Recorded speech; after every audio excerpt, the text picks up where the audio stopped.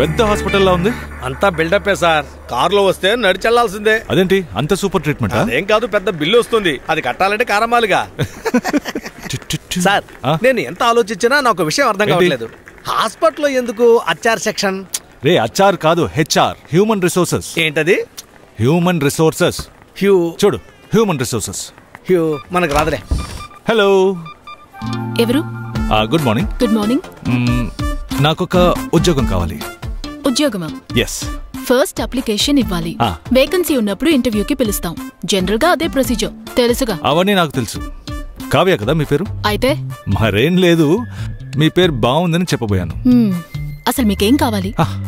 చెప్పాను కదా, ఒక పని. ఏం పని? ఇది అని ఏం లేదు, మీరు ఏ పని ఇచ్చినా సార్ సూపర్ గా చేసేస్తారు. ఇంతవరకు నా బండి నడిపింది సారే కదా. ఏమంటారు సార్? చూడండి, మీరు వెళ్లాల్సిన చోటు మారిచ్చారు. ఇక్కడికి కాదు రావాల్సింది. అటు వెళ్తే సైకియాట్రిస్ట్ అని రాసుంటుంది, అక్కడికి వెళ్ళండి. అలా అనకండి, మీరు ఇంతకు ముందు కూడా ఇలాగే జాబ్ ఇప్పించారు కదా, ముఖ్యంగా అందంగా ఉన్న కుర్రాళ్ళకి.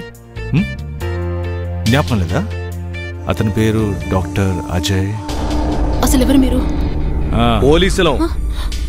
ఈ స్టేట్ వాళ్ళం కాదు, సెంట్రల్ నుంచి వచ్చాం. కూర్చో కూర్చో కూర్చో. కావ్య, నాకు తెలియాల్సింది డాక్టర్ అజయ్ గురించి. మీ ఇద్దరి మధ్య చిన్నదిగా ఒక అండర్స్టాండింగ్ ఉండేది కదా, అందువల్లేగా నువ్వు డాక్టర్ అజయ్కి ఈ హాస్పిటల్లో ఉద్యోగం ఇప్పించింది. నేను కాదు, మాళవిక మేడం చెప్తేనే డాక్టర్ అజయ్కి ఇక్కడ జాబ్ ఇచ్చాం.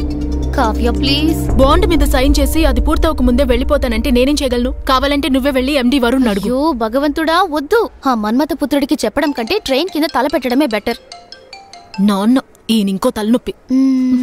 ఏమైందే? సర్టిఫికేట్స్ తీసుకునే దారి ఏదైనా ఉంటే చెప్పు. నువ్వు ఒక ఫేక్ పాస్పోర్ట్ తీసుకొస్తావా? ఫేక్ పాస్పోర్టా? చూస్తే ఒరిజినల్లా ఉండాలి. ఆ పాస్పోర్ట్ తీసుకొచ్చి ఇక్కడిచ్చి నర్సింగ్ కౌన్సిల్లో ఇవ్వాలని చెప్పి నీ సర్టిఫికేట్స్ తీసుకుని నువ్వు ఎక్కడికైనా వెళ్ళు. హలో, ఏంటి నాన్నా? పెళ్లి చూపులా? వద్దు, ఇక్కడికి పంపొద్దు. ఎవరిని అడిగి చేస్తున్నావు? నాన్న, కట్ చెయ్. ఏమైంది? నాకెవరినో అబ్బాయిని చూసి పంపిస్తున్నారు, అది ఇక్కడికి. Excuse me. Yes. Sorry, disturb చేశారా? నేను ఊరికి అనడం లేదు, చూడటానికి గ్లామర్ గా ఉన్నాడు. Please come. హాయ్. హాయ్. కూర్చోండి, ప్లీజ్ సిట్. Thank you. నాన్న చెప్పారు మీరు వస్తారని. ఓ ఫాదర్. బయోడేటా? బయోడేటా ఏం వద్దు, చెప్తే చాలు. మీకేం కావాలో అడగండి, నేను చెప్తాను. మీ హాబీస్ ఏంటి? హాబీస్ మ్యూజిక్, రీడింగ్, ఇంకా ట్రావెలింగ్ అంటే ఇష్టం. నాకు కూడా అవన్నీ ఇష్టమే. ఇంకా నేను ఎక్కువ ఫిల్మ్స్ చూస్తాను. ఫిల్మ్స్ అంటే నాకు క్రేజ్. ఇలా అడుగుతున్నానని ఏమి అనుకోకండి, ఒక యాంగ్జైటీతో అడుగుతున్నాను. ఏంటది? ఎవరినైనా ప్రేమించారా? లేదు. లేదా? నేను లేదు ఇంతవరకు. నాన్న చెప్పారో లేదో మరి, ఎక్కువగా ఎక్స్పెక్ట్ చేయకండి. ఏంటి? అదే డబ్బు గురించి. తర్వాత దానివల్ల ప్రాబ్లమ్స్ రాకూడదు కదా. డబ్బు కాదు ముఖ్యం, ఎక్స్పీరియన్స్ ముఖ్యం కదా. ఇక నాకు ఎక్స్పీరియన్స్ వస్తే 2 రాష్ట్రాలకు ఎక్కడికైనా వెళ్ళి హ్యాపీగా పనిచేసుకుంటూ బతికేస్తాను.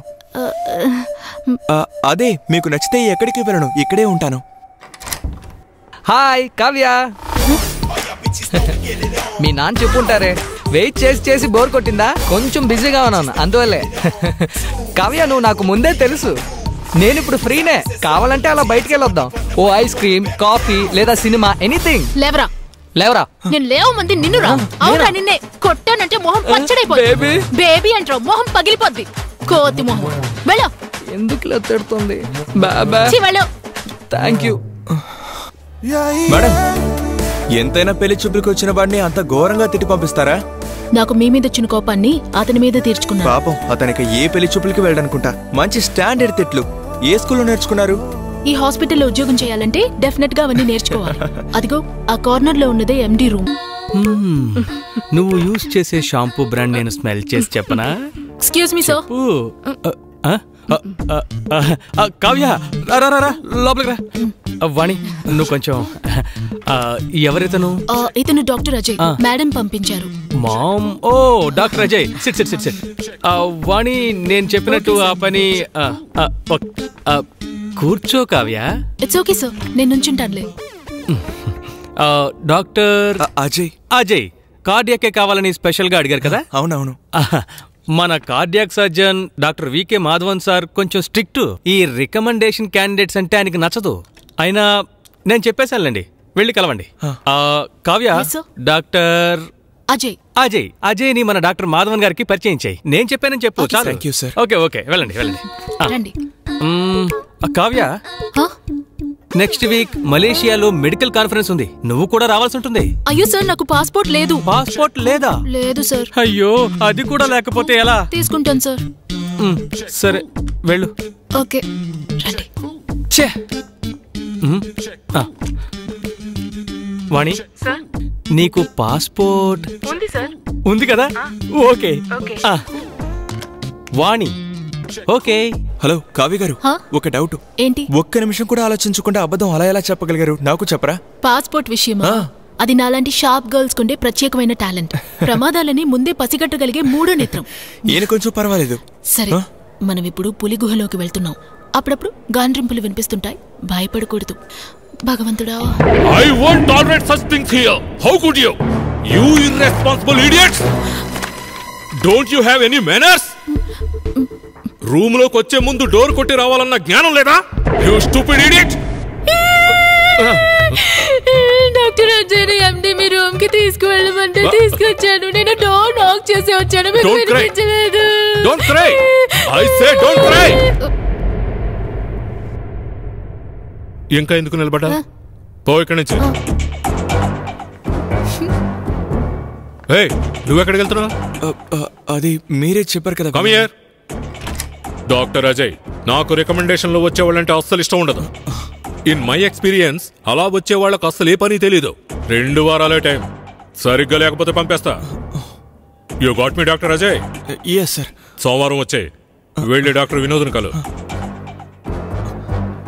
Sharp 8 o'clock. ఓకే? అంతేనంటవా? అంతే. మరప్పుడు మీరిద్దరు ప్రేమికులు ఎలా అయ్యారు? అరే, మా మధ్య ప్రేమ గీమ ఏమీ లేదు.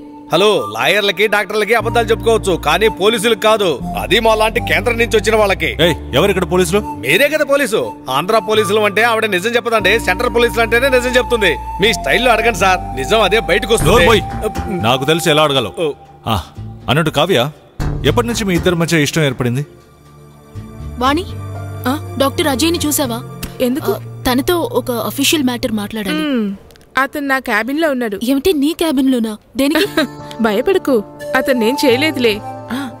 యాక్చువల్ గా ఈ రోజు నేను త్వరగా వెళ్ళాలనుకున్నాను.